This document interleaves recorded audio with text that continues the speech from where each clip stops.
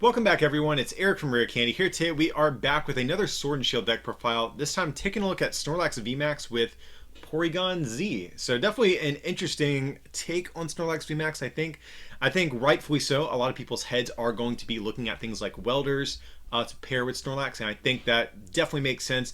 But this was an idea we kind of mentioned in our set review, and it seemed a little bit more interesting, and I thought you guys might be interested in seeing a different take on this sort of idea. So that's what we're going to be exploring here.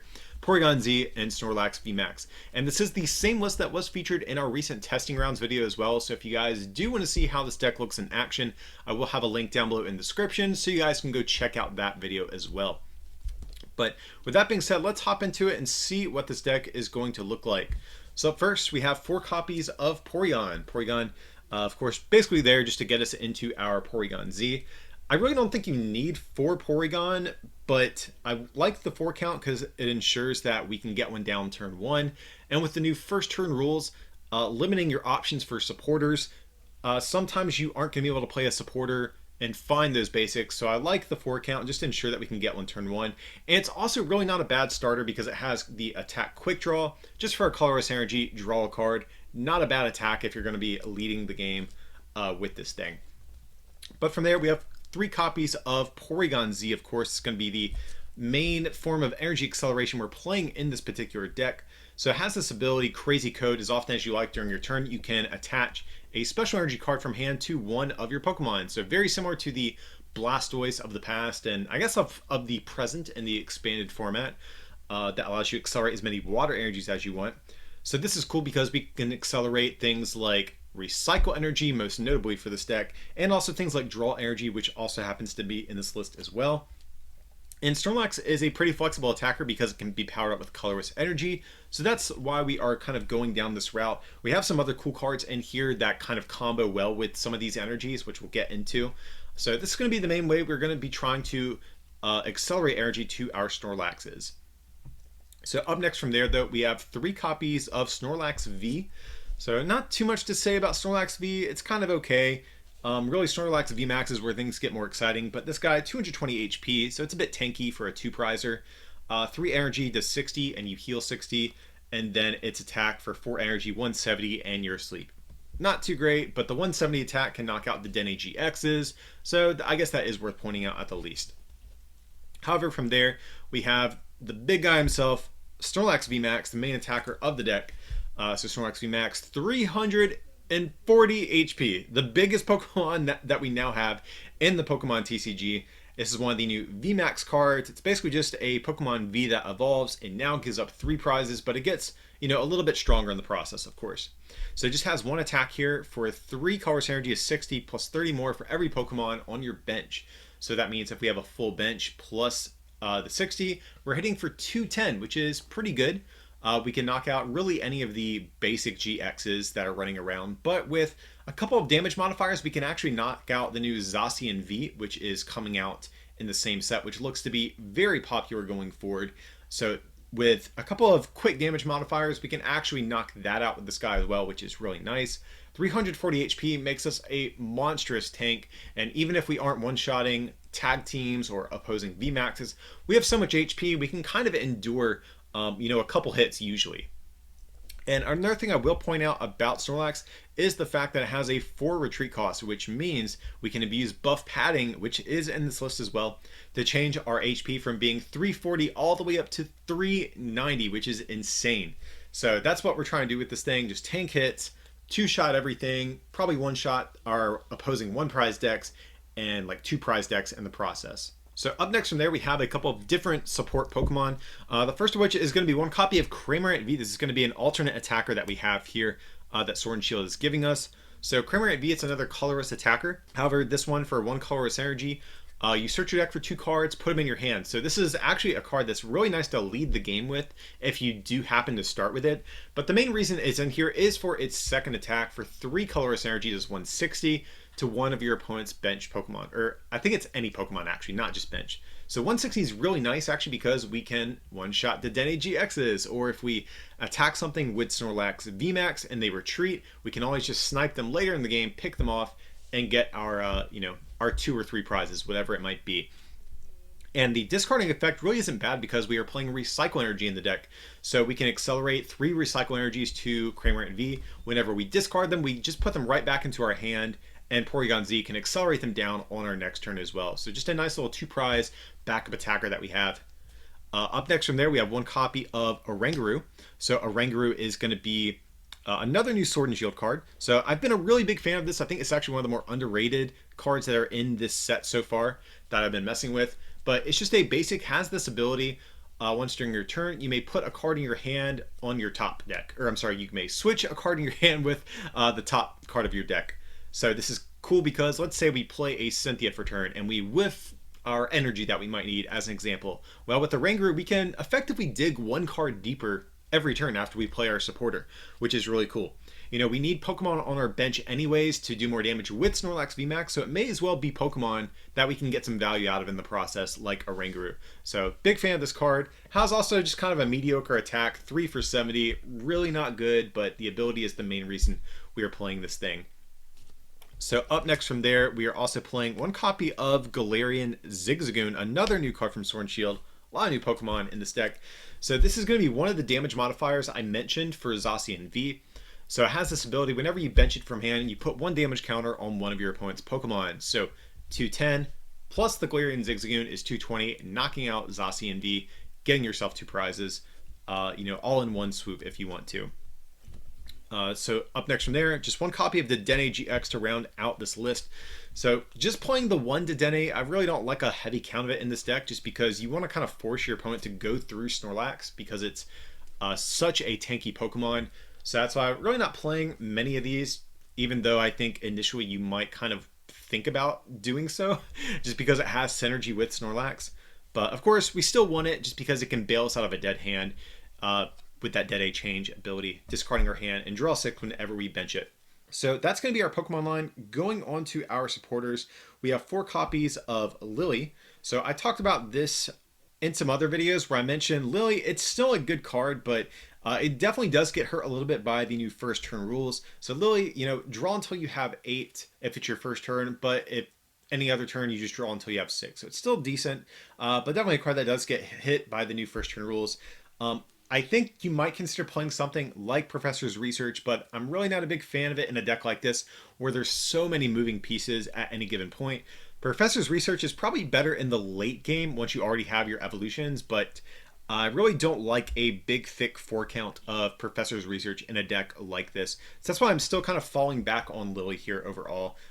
I think there's an argument to be made to play some copies of Professor's Research, just because the discard draw 7 is good in the late game once you have your evolutions out. But I think most of the time, I like the flexibility that Lily's going to provide, especially a lot of turns if we have like a rare candy in hand. We don't want to play a Cynthia sometimes, so we rather play like a Lily or something and try to draw and hit that Porygon off of the Lily and get both combo pieces that way. So yeah, unfortunately, too many moving pieces, I think, to play heavy Professor's Research. That's why we are still playing the heavy count of Lily instead. But we are also playing 4 copies of Cynthia. Just a nice shuffle and draw 6. Just nice stable draw support. And then from there, we have 2 copies of Marnie. This is a new card that we're getting from Sword and Shield. So it's pretty interesting. Both players shuffle their hands, put them at the bottom of their deck, then you draw 5, and your opponent draws 4. So pretty cool. I couldn't find space for Reset Stamp in this deck, so that's why I'm opting for Marnie's instead, because I still needed some sort of extra draw supporters beyond the Lilies and Cynthias, but I also need a way to disrupt our opponent a little bit too. So Marnie is going to be the option I'm choosing. And I think while this might look a little bit weird in a deck that is so combo oriented, Oranguru actually gets around some of the downsides of Marnie. Much like in the same case with Professor's Research, I think that's one of the cases you could make for Professor's Research in the deck, is the fact we're playing the Oranguru. But Marnie, so what you can do is, let's say you have a rare candy in hand, and you need that rare candy Porygon Z combo. You can use Oranguru, put the rare candy on top of your deck, then play Marnie to get rid of the other cards, and ensure that one of the cards you draw back into is going to be rare candy. So just kind of disruptive. In a lot of cases, it's a better form of draw than Lily, especially if your hand is kind of clunky with Lily. Sometimes you're only going to net like 2 or 3 cards, whereas Marnie is always going to be a draw 5 right off the top deck. So yeah, Been a fan of Marnie, seems pretty cool. Up next from there, just one stadium card in the deck, one copy of Chaotic Swell. There's really not a particular stadium that we really want in a deck like this. I guess you could make the argument to play something like Power Plant or Shrine or something, but we really just don't have the space to commit to all of those sort of stadiums. So I still wanted at least one stadium in the deck, and Chaotic Swell is going to be probably the best one to just take up a one slot, just because it will discard your opponent's stadiums as well. So of course it says whenever a player puts another stadium card in play, to bump this, that stadium also gets discarded. So it's basically just like a super counter stadium in this deck. So next up from there, we have 4 copies of Rare Candy just to get out our Porygon Zs as quick as possible. We're not playing any copies of Porygon 2, just going all in on getting that turn 2 Rare Candy, or at the worst, like turn 3. Next up from there, we have 4 copies of Quick Ball, a card that you've probably seen every Sword and Shield deck profile we've done so far. For pretty good reason. Fantastic new card we're getting out of the set. You discard a card from your hand, search your deck for a basic Pokemon, put that into your hand. So this is how we're going to fill up our bench as quick as possible and try to get all of our Pokemon in play. Up next from there, we have another new card from Sword and Shield. This is going to be Hyper Potion. So Hyper Potion is a card I think that really combos well with this deck in particular, because it says you discard 2 energy off one of your Pokemon and you heal 120. So the big combo that this card enables is with Porygon Z, you can accelerate a bunch of recycle energies to Snorlax VMAX. If your opponent attacks you, you can discard those recycling energies, get them back into your hand, healing 120, and then slap them right back down with Porygon Z.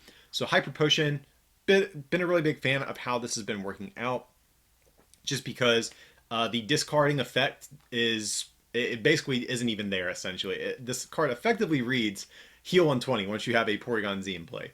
Up next from there, though, we have 2 copies of Buff Padding. This is another card I already kind of mentioned, but it's a tool card. And if your Pokemon has 4 retreat that it's attached to, it gains 50 HP. So Snorlax already has the most HP in the game, even without this. So the fact that we can bump up to 390 is pretty insane, and hopefully turn those 2-hit knockouts into 3-hit knockouts with this card. That being said, we're still playing one other tool. We're playing one copy of Fine Band. So it's another tool card, just plus 10 damage. It seems pretty mediocre, but the 10 damage is very relevant at knocking out Zacian V in particular. So between this and the Zigzagoon, we have some out to potentially take a one-shot on some of these opposing Pokemon V that are going to be in the format. Up next from there, we have 3 copies of Evolution Incense, another new card from Sword and Shield. Search our deck for a Evolution card, put it into our hand. So of course this will help us find those Snorlaxes and Porygons whenever we might need them. From there, we have 2 copies of Pokemon Communication in the deck. Another search card, of course, just to help find whatever Pokemon we might need. This allows us to put a Pokemon from our hand back into our deck, get a different one. So this gives us a little bit more flexibility than Quick Ball and Evolution Incense. But of course, the downside is that we do need a Pokemon already in hand to be able to make use of it. So from there, we just have one other trainer card. We have 2 copies of Great Catcher in the deck. So Great Catcher, just going to give us some gusting options here. So of course, discard 2 cards from our hand, switch our opponent's active with one of their bench GXs. So of course, we are going to have to 2-shot a lot of tag teams in the format. Great Catcher is just going to allow us to clean up some of those knockouts. So going on from there to our energy, we have 4 copies of Recycle Energy. This is definitely going to be the main energy of the deck I think that we like to see, just because every time it gets discarded, it comes right back into our hand. So every time we attack with Cramorant, instead of discarding it, comes back to our hand. Whenever we discard it with Hyper Potion, it comes back to our hand. It is important to point out, though, that discarding it with Quick Ball won't actually allow us to get it back. It only comes back to your hand when it gets discarded from play. So it's something important to keep in mind if you are trying out this deck. But we still need some other energies, just because only running 4 recycle energies, it's going to be hard to find them to accelerate them with Porygon Z. So we are still playing other special energies. Next up, we have 4 copies of Draw Energy in the deck. So this is a really cool energy to be able to run, since Snorlax is just a colorless attacker, but provides just a colorless energy, but you get to draw a card whenever you attach it. So of course, one of the big challenges with Stage 2 decks is that sometimes they are a little bit inconsistent. So Draw Energy in the early portions of the game acts as a nice little consistency booster, especially in a format where the first turn rules are changing. Draw Energy can sometimes be nice at helping you ensure that you get down your basics whenever you might need them. So just another cool card to have in the deck.